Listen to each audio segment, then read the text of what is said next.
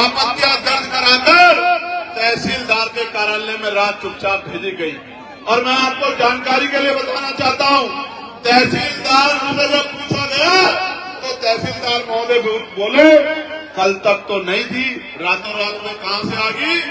एक ही नाम से 100 आपत्तियां, एक बूथ में 100 वोट काटने की तैयारी, यही ऐसे SIR है जिसके खिलाफ हम लोग आंदोलन कर रहे थे कि SIR के नाम पे कमजोर वर्गों के वोट काटने का काम ये मनुवादी सरकार भारतीय जनता पार्टी की करेगी। और इस सरकार को अगर ये हमारे वोटों को छीनने का काम करेगी, सरकार को सबक सिखाने का काम करेगी। प्यारे साथियों, आप महसूस करो, मैंने आपको बताया कि वोट के अधिकार से आपको क्या मिला है, लेकिन आप यह महसूस करो कि आपके वोट को चुपचाप कैसे काटा जा रहा है। जिस व्यक्ति के नाम से आपत्ति दर्ज की गई, आपको जानना जरूर होगा कि जब उस व्यक्ति को बुलाया गया तो उसने कहा कि भाई मैंने तो कोई आपत्ति नहीं दर्ज कराई, मैंने तो कोई फार्म ही नहीं भरा, मेरे साइन भी नकली है, मेरी पासबुक से मिलवा लो, मेरे और डॉक्यूमेंट से मिलवा लो, मेरे आधार कार्ड से मिलवा लो, मेरे साइन ही नहीं है। इसका मतलब SIR की आड़ में भारतीय जनता पार्टी की सरकार अपने वोट विरोधी वोटों को, जिनमें दलित, पिछड़े, मुसलमान, आदिवासी वोटर हैं, ईसाई भाई हैं, उनके वोटों को काटने का काम कर रही है। मैं चैलेंज करके कहना चाहता हूं मुख्यमंत्री जी, प्रधानमंत्री जी से, वो दिन चले गए कमजोर वर्गों के लोगों पर जुल्म होता था, उनके अधिकार छीनते थे, वो चुपचाप देखते थे। अगर यह न्यायपूर्ण प्रक्रिया रोकी नहीं गई तो दिल्ली का चक्का जाम कर देंगे हम लोग। मेरी बात को याद रखें, गलतफहमी में मत लेना, गलतफहमी में मत लेना। सरकार के लोगों कभी गलतफहमी में हो, गलतफहमी दूर कर लो। ये वोट मांगने से नहीं मिली, बाबा साहब अम्बेडकर के 4 बच्चों कुर्बानी से मिली है। एक भी वोट कटने नहीं देंगे, मेरी बात को याद रखना। और जो अधिकारी सम्मिलित होगा, राजकाज बदलेगा, और बिना राजकाज बदले भी जो अधिकारी सम्मिलित होगा, उसके दफ्तर के बाहर ऐसे धरना देने का काम करेंगे, उसको बताने का काम करेंगे कि आपको संविधान का उल्लंघन नहीं करना चाहिए। प्यारे साथियों, वोट आपका संवैधानिक अधिकार है, ये आपसे कोई नहीं छीन सकता है। इसलिए कह रहा हूं नौजवानों को, जो नौजवान बहुत नारे लगाते हैं, उनको जाके अपने वोट की रक्षा करनी है, माँ बहनों के वोट की रक्षा करनी है, अपने अड़ोसी पड़ोसी की वोट की रक्षा करनी है, अपने क्षेत्र की वोट की रक्षा करनी है। अगर वोट की रक्षा नहीं करोगे तो चुनाव वाले दिन, जिस दिन वोट पड़ेंगे, वोट डालने जाओगे और आप पे वोट ही नहीं होगा, तो कैसे चंद्रशेखर को, आजाद समाज पार्टी को, कैसे भीम आर्मी को, कैसे गरीबों, मजदूरों, दलितों, पिछड़ों, मुसलमानों, आदिवासियों को कैसे ताकत दोगे? कैसे अपनी गरीबी, बेबसी, लाचारी, बीमारी और तमाम तरह की जो टैक्सेज आपके ऊपर थोपे गए, इनको कैसे खत्म करोगे? कैसे अपनी बच्चियों की रक्षा करोगे? कैसे अपने बच्चों की रक्षा करोगे? कैसे अपनी जमीनों की रक्षा करोगे? कैसे अपने हक अधिकारों की रक्षा करोगे? क्योंकि 5 साल में एक ही बार मौका मिलता है जब अपने ऊपर हुए जुल्मों का हिसाब करने के लिए आपको बटन दबाना होता है। अगर बटन दबाओगे कोई और, तो वही मिलेगा जो मिलता आया है, और बटन दबाओगे आजाद समाज पार्टी का, तो क्या मिलेगा पता है? नहीं पता है? मैं बताता हूं क्या मिलेगा। 2000 रुपए नहीं मिलेंगे, 5 किलो राशन नहीं मिलेगा, मैं गारंटी से कह रहा हूं।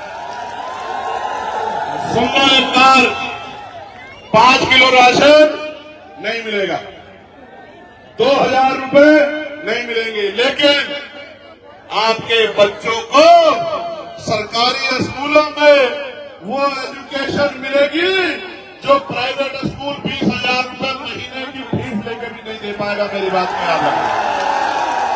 और ये प्राइमरी स्कूलों से शुरू होगा। बुनियाद मजबूत करेंगे, ऐसी शिक्षा व्यवस्था लागू करेंगे कि बड़े बड़े धन्ना सेठ भी सरकारी स्कूलों में अपने बच्चों का एडमिशन कराते फिरेंगे। मेरी बात को आप याद रखें।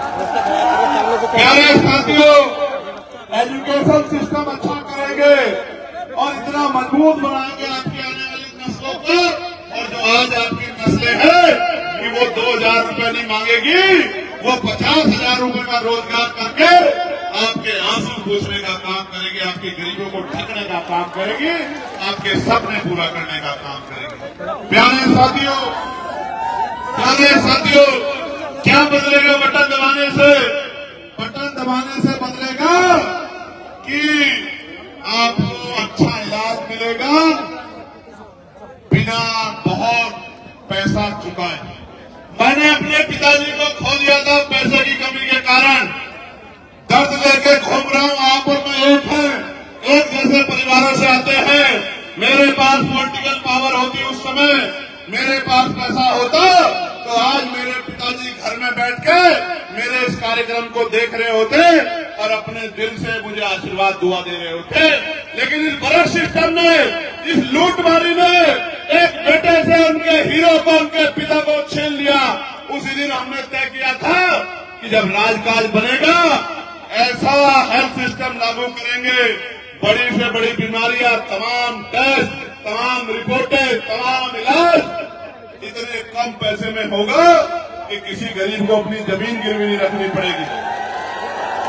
किसी गरीब को अपने बहन मां को अपने जेवर नहीं गिरवी रखनी पड़ेंगे। किसी बहन बेटी को कर्ज नहीं मांगना पड़ेगा। इस कर्ज को उतारने में 10 साल उनके सर के बाल नहीं उड़ेंगे, उनके चप्पलें नहीं घिसेंगी। मैं वचन देके आपसे कह रहा हूं, चंद्रशेखर आजाद व्यक्तिगत रूप से और आजाद समाज पार्टी संपूर्ण रूप से ऐसी व्यवस्था लागू करेंगे कि अस्पतालों में, प्राइवेट अस्पतालों में लाखों रुपए में ऐसा इलाज नहीं मिलेगा जैसा सरकारी अस्पतालों में करके देंगे। मेरी बात को आप याद रखना। प्यारे साथियों, क्या मिलेगा? प्यारे साथियों, बटन दबाने से मिलेगा। अभी गुजरात में 2 दिन पहले एक दलित समाज का दूल्हा बारात निकाल रहा था, घोड़ी पे तलवारों से हमला करके मारा पीटा। यहाँ उत्तराखंड में दीपक नाम का हमारा साथी, मेरी परसों से बात हुई, वो गुंडागर्दी को रोकने के लिए आगे आया तो पुलिस ने दबाव बनाकर झूठा मुकदमा उसी के खिलाफ करा दिया। गरीबों को जो जमीनें मिली थी उन जमीनों पे भूमाफियाओं ने कब्जा कर लिया। कब साढ़ में आपकी बच्ची को दरिंदे उठा ले गए, उसकी बहादुर शेरनी मां ने रोकने का काम किया तो फरसे से उसको काट कर मार दिया। सोनू कश्यप मेरे भाई को, सोनू कश्यप को जिंदा जला दिया, चंद पैसों के लिए जिंदा जला दिया। और जब मैं मिलने गया पुलिस की बाड़ लगा के मुझे रोकने का काम किया। अगर बांग्लादेश में एक दलित की जान जाती है तो सब रोते हैं। मुझे तो तकलीफ होती है, मैं रोता हूं। मैं तो सरकार से आवाज उठा कहता हूं कि न्याय दिलाओ, लेकिन जब यहाँ दलितों, पिछड़ों, आदिवासियों का दमन होता है तो कोई नहीं बोलता। एनसीआरबी का डाटा कहता है कि लाखों महिलाओं से रेप हत्या होती है। किसकी मां है वो, किसकी बहनें हैं वो?